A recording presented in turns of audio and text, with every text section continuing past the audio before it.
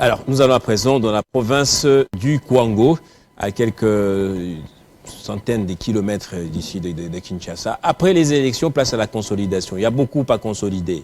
Notamment, la province n'a pas d'eau, n'a pas d'électricité. La capitale de la province, le chef-lieu, est toujours très enclavée, que ce soit Kenge 1 ou Kenge 2, je ne sais pas. La province n'a pas de régie financière propre. La province n'est pas représentée dans le gouvernement actuel. Beaucoup de sujets qui font débat au sein de la province, au sein des ressortissants. Et un grand notable est là, un jeune, pour en parler, Paz Miluta, qu'on appelle apôtre. Paz Miluta, Boye Bolamou, bonjour. Bonjour, Meko Gaïka. Bonjour, bonjour, l'équipe de la Télé 50 pour cette fierté. Il y a presse de l'autre nation, bien sûr, la plateau futur, la plateau réel. Et ça, grâce à mon avocat, Jean-Marie Gassamba, qui fêtait le 14e anniversaire de Chine. En tout cas, félicitations. Merci beaucoup, Paz Miluta. Tu as dit que Télé 50 a suivi ma casse et puis na Kwango. Il n'y a pas une chaîne et ça là quand même que Bana Kwango Bayoka bien en nous suivant. Ouais. Premièrement, Ouais. moi, Jean-Marie Gassamba, ça n'a pas. Il y a une capacité, il y a une force, et il y a une... Alors, il peut se trouver que votre micro est un problème. On va l'arranger, on dit c'est pas grave. Alors que Paz Miluta est là, je vais rappeler les sujets dont on va parler. Nous parlerons notamment de l'absence des régies financières dans la province, la DGI, DGRA, le CC, la régie des eaux. Les directions de ces régies financières se trouvent être des directions de la province voisine, la province du Kwilu. Nous allons également parler du problème d'eau et du courant qui sévit dans la province. Les Congolais en souffrent et ils ne savent plus à quel sens vouer. Pourtant, c'est une province qui avait voté largement le chef de l'État. Paz Miluta, votre micro est maintenant opérationnel. Alors, Omanaï Koloba. Une province qui n'a pas même un élu de l'opposition. Je dis même pas un élu. Ah voilà, on a insisté sur phrase. On a insisté sur phrase. Ok.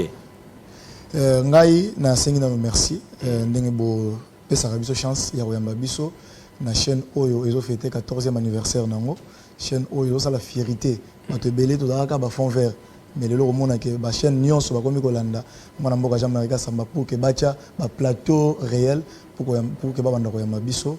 Na daka fier ne makasi atangi sanga na Izipa. C'est mon professeur yem taïb sa nga ke soko sali Izipa et que oké koluka musale pa ya mutu. C'est qu'on comprend le cours na oté. Et banda wana na boya ndi na créer agence nango mona ya communication. Grâce à Jean-Marie Gassamba. Grâce à Jean-Marie Gassamba. Votre professeur, oui. Mentor, ndenge mo uta lo bango mentor na biso nyonso zo mona. Il vous a appris l'entrepreneuriat. Ouais, on s'est débrouillé. La propreté, l'ordre. Mais je suis là. Je reflète qui c'est Jean-Marie Gassamba. D'accord. Et là on a yele à mon mboka tozolela. Tous d'abord orphelin. Bah politique na biso bazo lobelo côté. Souvent quand je passe ici, je me parle en lingala. Pourquoi? So au taliba politicien tout pour bazo mandat ba comme na poste bazalelo. Ba na ça propagande ba on lingala. Ils ont compris que population ba yo ka lingala malamu. Mais so ba comme na ba institution français comme Makas. Français. Le yo faut que na français tant on le ba je suis ba il est ba nini tout pour na yé a dribbler yo.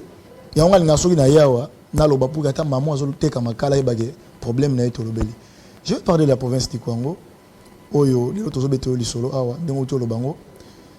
DGI, DGRAD, OCC, ba régie financière au nyonso yo yebiwana. Nous dépendons du entreprise publique Moussoussou. Na lobby nous dépendons du Kwilu. Quand vous m'aviez dit que vous dépendez du Kwilu, dans ma tête je ne sais pas me l'imaginer. J'essaie de vous dire que vous me dites concrètement ça veut dire quoi. Bon. Attendez, dans le Congo, il n'y a pas de représentation provinciale de ces entreprises-là. Il n'y a jamais eu de bureau où la situation a changé dans le temps. Si oui, à partir de quel moment est changé? Non, il n'y a que des antennes. Des antennes. Des antennes qui donnent les rapports à la province du Kwilu. Depuis toujours. Depuis toujours. Depuis les grands bandondo. A été réorganisé quoi? Depuis la décentralisation, tout ça. Ouais. Jusqu'aujourd'hui, le Kwango vit comme une sous-province du Kwilu. Ah bon? C'est pour cela qu'on a habité le gouvernement. Qui doit changer ça normalement? C'est le président de la République. pas la province dans son autonomie qui peut se créer tout ça? Non. Il dépend. C'est le gouvernement national alors? Oui, il dépend du pouvoir central. Ok. Il y a un monde qui, tant total ça nous montre que le Kwango n'est pas considéré. Dans le gouvernement, il y a des warriors. Et vous avez des Kwango, ils sont représentés. Le gouvernement, il y a des Gaulois.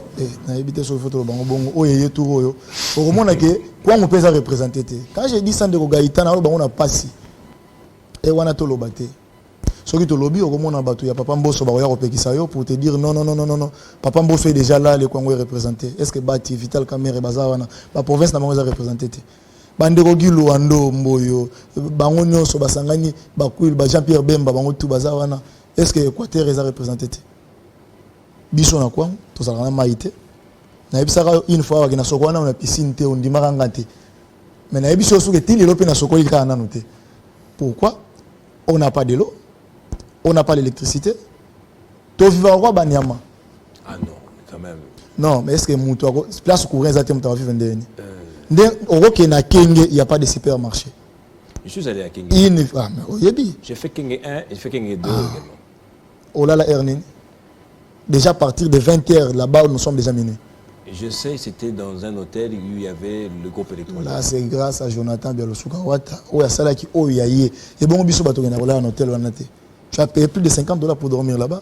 À charge de quelqu'un du gouvernement, je dirais. Ah, du gouvernement. Mais malgré Bakenda qui gouvernement wana. Premier ministre Azala a déposé Pierre. Il y a construction Azala wana filmaga. Il y a mais jusqu'aujourd'hui programme de développement de 145. Jusqu'aujourd'hui, ces programmes là. C'était prévu que ça commence à Kenge, mais jusqu'à présent, j'ai province pilote, mon cher ami. Je n'ai jamais compris pourquoi est-ce que on n'a rien laissé à Kenge. Est-ce qu'on a laissé quelque chose à Kenge? Vous êtes journaliste. Il n'y a rien. Dernièrement, je t'avais dit que Toya, quand tu as bis, plus de 12 personnes, il y a Boya Kango. Toza à 275 km de la ville de Kinshasa. Wow, notre problème, est-ce que c'est le président de la République? Est-ce que c'est nous-mêmes? Parce que tant qu'on a qui mais c'est le président, mandé ou tout le conseil libiso et l'autre côté. Président Ebisi Biso, Bopé Sanga Batu Malam, Oba Wandolobela Kwango, Namato Inanga. On a conclu pour dire que c'est que bateau bazala gana bazalo bela kwa ngote to pesier bateau et même il y a IDPS parce que IDPS muteza majoritaire à niveau ya kwa gouvernement yé tozate maman Judith maman première ministre asali défense à programme na pour bien investir atangi ba action nyo sa kosala na ba province atangi kwa ngote. Donc si Kwango va bénéficier de quelque chose, c'est ça que je voulais dire. Oui, Vital Kamerhe. Yango monaki biso. Token na primaire Vital Kamerhe na mboso to soutenir Vital Kamerhe. Pour la Vital Kamerhe astanga ikoma Kwango. Non, Vital Kamerhe ce n'est pas pour atanga ki Congo ya Kwango. Vital Kamerhe ayebi Kwango. Vital Kamerhe ayebi Congo. Ayebi Congo, ayebi problème Kwango ebele. Député azolobela kwena ye. Ça la constat. Au moment na Vital azo rappeler que obosani eloko hôtel na province na bino. Même pour honorable Bindo, il y a Kaemba. Alors, Baki. Vital Kamerhe a rappelé que déjà quelqu'un qui connaît le Congo. Mais Bisso, tu es habité, tu es salam au Nini. Est-ce que tu es là? Tu as voté pour ton opposition. Naya qui a une émission, les gars qui ont fait d'où na Félix. Mais nous sommes là. Alors, vous dites que votre province est orpheline parce que votre candidate n'a pas réussi. C'est quand même pas logique. Là, on va parler des mamans. Vous avez défendu une candidate. On va parler d'elle, on va aller rapidement parce qu'il ne reste pas beaucoup de temps. C'était Colette Lukamata qui n'a pas été élue. C'est tout à fait normal, c'est les jeux démocratiques. Mais c'est pour autant que vous avez un nouveau gouverneur. Un nouveau gouvernement sur qui peut peser des espoirs des Congolais, non? Ouais, pour nous, l'élection est le cas. L'élection est le cas. De tourner la page. Sauf que le message n'a pas ça peut-être na gouverneur Eli à comprendre que maman Colette Lukamata a député national. Biso tout à la guerre élection et les cas toi la démocratie où a gagné l'équipe. Mais après qui ça va communicateur naé au bazo finga. Maman au bazo finga aza maman aza député national. Aza la seule femme qui représente le Congo na niveau ya politique, même dans l'Assemblée nationale. Aza la seule femme qui a députée nationale, députée provinciale. Badala ko Vilpandeye, elle n'est pas de Féchi, elle est du Kwilu. Mais lelo autozo lobawa, ya on a tindela kyo nani ba delilingi wana. On a une vidéo qu'on peut mettre en illustration par la régie alors que vous parlez. Ce qui ba ko meka osonga biso ça la bien pour que to meka ko avancer. Maman wana autozo ba lelo awa. Azo ça la fierté à chef de l'État. Mais maman wana ke na ba élection na option de konangai IDPS abosani biso. Toke na ndenge na biso nazolo bango na télévision. Mais au moins ba élection les gars qui déjà maman otozobenga maman Colette Lukamata azo continuer musala nae autayi koyamba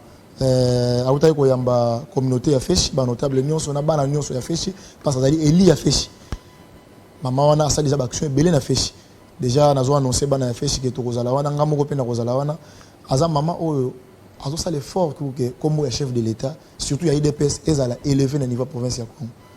Malheureusement toujours servir nani waneza mama tem tatinga peut-être ba loboka comme tinda ba tupa ya loba mabe ya IDPS mais na mi-temps on toujours loba awa ndeko nanga igaita dans le Congo régime oyo le kaoyo gouvernement ya ba warrior ya ba gaulois biso toujours le côté toujours souffrir papa Mbosso soka lobela chef de l'État chef de l'État le Congo ce n'est pas Mbosso le Congo c'est les Congolais Mbosso ana kati ya ba Congolais le lieu commence à servir Mbosso o azali ko na biso pour na yo servir quoi jusqu'aujourd'hui na mandat na yo mokonzi mboka au servir na quoi na elo côté malgré nyonso quoi on sali pour na yo malgré ba député ba honorable ba sénateur au quoi on epesi yo pour ça la force politique na yo jusqu'aujourd'hui quoi on a base minuta en ce moment je m'imagine un peu si les présidents de la République vous suivez il dira mais si je donne un Mbosso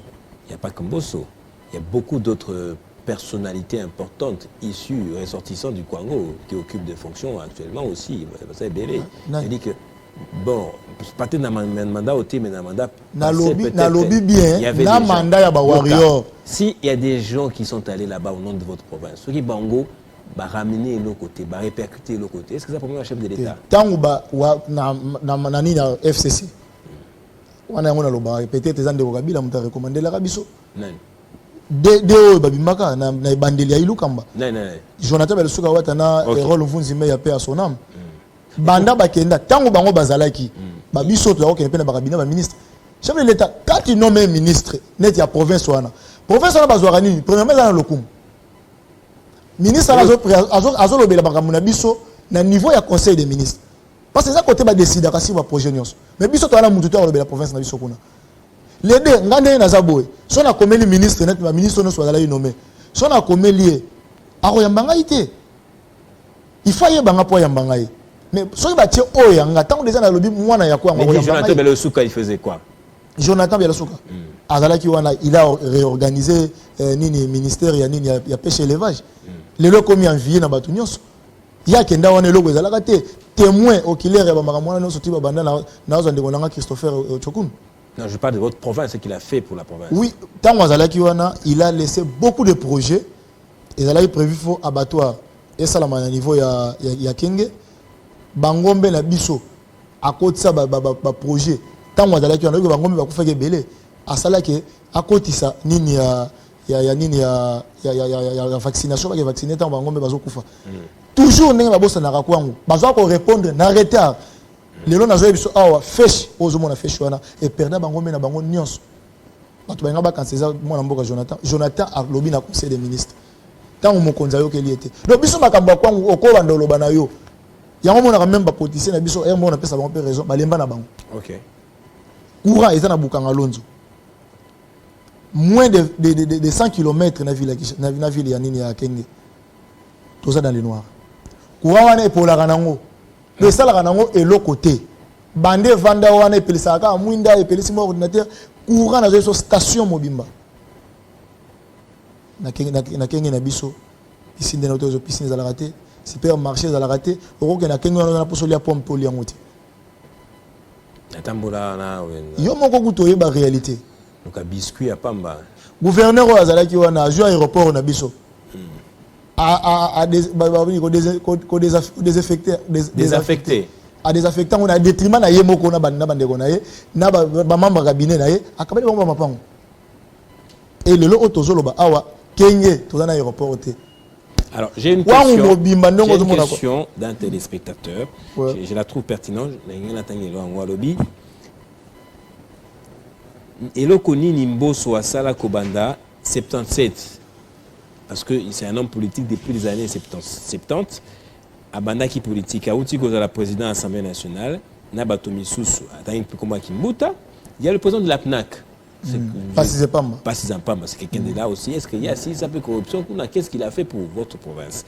Alobi, Basala Nini, Yepe Azakole Lawana Poaluka, ok.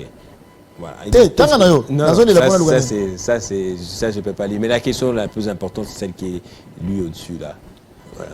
Premièrement, Ndeko Mbosso, depuis Ngana Yebi, na niveau politique ya Kwangu, na yebi nazana ba témoignage ya bato oya sunga tango azalaki na Lubumbashi na Inilu na yebi ki asungaki moi bato ebele o ba ke kotanga.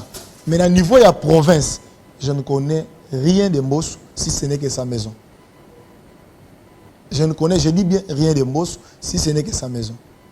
Mais aux alliés peut nos journalistes. Ouais. Je ne Quand connais rien de Mbosso. À Kenge, on sait reconnaître au moins l'hôtel construit par Jonathan Bialosouka. Oui, l'hôtel de Jonathan, l'hôtel de l'honorable Makata. Ça sert de prestige à la province. Oui, il n'y a rien de Mbosso que moi je connais si ce n'est que ces parcelles. Parce qu'elles sont bien. En tout cas, bien sûr que bien Romona. Mbosso sont bien déjà. Donc même yo so que son mandat on a peut-être aux un problème. Parce que c'est pas à Tonga Wenze na Popokabaka a auto réclamer pont.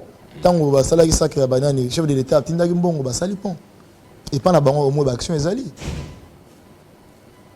mais ngana lobi bien na yebi action ya Mbosso te il y a Jonathan yokutu mtotangi ba marché Jonathan a des actions partout dans tous les 5 territoires sauf Kayemba peut-être 4. Jusque là on le récompense pas en tout cas à Kinshasa on l'a attendu non? Au niveau national, on l'a attendu, comme ministre, on ne l'a pas vu. Qu'est-ce qui se passe en fait? Il ne parle pas beaucoup. Les problèmes des Congolais, on a sa réponse peut-être, les problèmes du Congo d'abord, on a bien. Peu importe, on a arrêté, les problèmes du Congo, c'est Mbosso. Donc pour Mbosso, quand il est déjà servi, c'est tout. Et s'il va chercher l'intérêt, c'est l'intérêt de son parti politique. Et ce qu'il y a un parti politique, au moment où Bazu va passer vice-ministre de la justice, Eli à Kinshasa, pour le Congo a gagné. Le vice-ministre qui n'a même pas de signature. Je ne sais pas. Il y a des façons d'avoir raisonné. Présence, il y a Moutouana dans la sphère politique, dans les Lara. Mais on ne peut rien souhaiter de lui. Et on ne peut rien attendre de lui. Aujourd'hui, vous avez un nouveau gouverneur. Je suis en train de rechercher le nom, vous allez peut-être m'aider. Willy Bitussi, Willy Bitussi, justement, gouvernement est élu récemment. Que devraient être ses priorités? Parce qu'au Congo, d'abord, il y a un problème d'unité nationale aussi. Il faut rassembler tous les Congolais autour de la cause commune qui est le développement de votre province. Mais en dehors de ça, il faut mettre en place des actions de développement. Que doit-il faire prioritairement? Le gouverneur élu, Willy Bitussi, là, peut-être hier au moment tous ces communicateurs vont m'attaquer. Ayaki, excellence, Oyaki, gouverneur, candidat indépendant, les lobby gouverneur, pour les biso aux gouverneurs congolais. Mais après tout le monde, CRD c'est la fête que ça la CRD. Donc déjà, on a vu que Mbosso c'est la malédiction de la province du Congo. Alors, ceux qui sont toujours dans le colonel, il n'y aura rien. Première action à gouverneur, il va d'abord se séparer avec Jean-Marie Petit, ancien gouverneur, qui cherche au moins à Kangamanasi Manaye. Mouto et à Salabienté. À Rotika, elle n'a jamais permettre au Salabien. On est la première conseil dans le PSAE. L'aider à Yoka Moutouté. C'est un intello. C'est un intello. Il a l'intelligence. Makota n'a pas besoin de battre. À travailler dans Moutounyos. À Saint-Sabatounios, à côté de un conflit, où ils ont régné dans la province de Kwango. Parce que les vrais problèmes que nous avons au Congo, c'est d'abord des conflits inutiles. Aïe, que chef de l'État à l'Ingarabiso, s'occuper T, s'occuper oui. Pour la biso, tout le monde vivre amour et Félix T.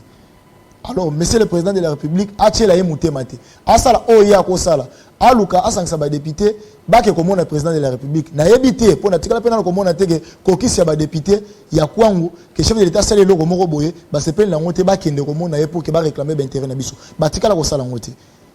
Donc na ko senga ye gouverneur a sangana na ba député na biso, na ba sénateur na biso, ba on a ya union sacrée. Ba ke komo na président de la République. Ba tout na ye question parce que ngai na ndena za boye, moyena kende ku nezate. Bango au moins na kombo ya kokis na kombo ya province na kombo ya bango batotinda ke sika wana na yebi ke musale ko sala mamalamu. Merci beaucoup Paz Miluta, notable du Congo. Merci d'être passé sur ce plateau de Télé 50. C'est avec vous qu'on va justement mettre un terme à cette matinale. Merci beaucoup. Merci beaucoup. Un dernier mot alors. Un dernier mot. Na pesimbote na ba sénateur les 4 élus oyo ba bimaki tolela ndenge tozangi ba membre ya gouvernement plutôt, mais au moins tous les latés locaux la bino bozali. Honorable Platini, Luetu, honorable Simon Ikamba, honorable Willy Bituisila, honorable Kapent, Tozo Zelabino, Bosala Marambo, Bosala Mama Colette Lukamata, Ozolandangai, Emmanuel Bosé Belé, Bozolandanga, Jonathan Kifuketo, Boza tellement ébélé. Vraiment na okokota na komba motuté sinon émission et okoma. Merci Paz Miluta. On va se lever pour clôturer cette matinale. Comme l'autre fois, vous étiez venu parler d'une candidate, candidate qui n'a pas réussi, mais vous êtes toujours là pour défendre les intérêts des Congo. Merci. Nous, c'est le Congo. Oui. Pour rien. Merci. Merci à vous également de votre fidélité. La matinale peut-être prend fin, mais on aura des journaux en langue, les dessous des cartes qui va intervenir juste après ce journal en langue. Donc restez avec nous, la partie invitée prend fin. L'autre partie de la matinale sera dans le dessous des cartes. Je vous attends donc. Restez fidèles au programme de votre chaîne.